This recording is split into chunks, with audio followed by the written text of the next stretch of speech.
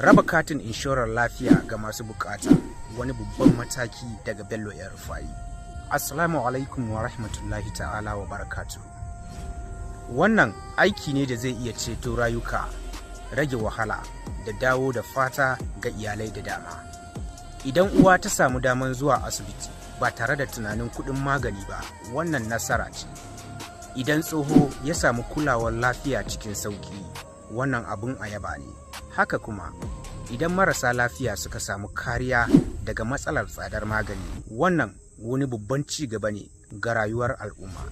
A yau za mu yi magana ne kan wani aiki da mutane da dama suke ganin ba ƙaramin aiki ba ne ga al'ummar Kaduna. An gabatar da rabon katin inshorar lafiya ga sama da mutum 100 daga cikin mutanen da aka tantance a matsayin masu bukata ta musamman a jihar Kaduna.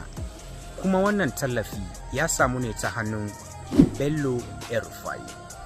A Najeriya, ɗaya daga cikin manyan ƙalubale da talakawa ke fuskanta shine kuɗin magani. Akwai mutane da dama da suke fama da rashin lafiya amma ba su da ikon biyan kuɗin asibiti. Wasu suna sayar da abin da suka mallaka domin neman lafiya, yayin da wasu ma kan rasa damar samun kulawar da ta dace saboda rashin kuɗi.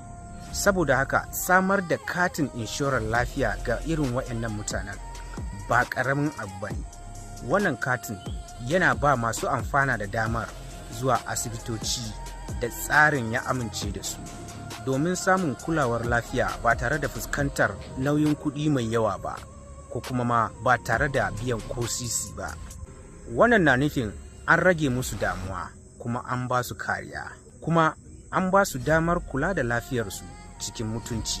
Abin da ya fi ɗaukan hankali shine yadda aka kai wannan tallafin ga sama da mutum 100 a Kaduna North da wasu sassa na Kaduna. Mutane da dama a jihar Kaduna suna yi wa Bello ya Rufai fatan Allah ya maimaita.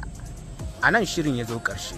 Idan kun ji daɗin wannan bidiyon, ku yi like, ku yi comment, sannan ku yi subscribing a YouTube ɗinmu na Community Voice ko kuma IG and Community TV. Ni ne naku Ibrahim Garba Garbati. Sai mun sake haɗuwa.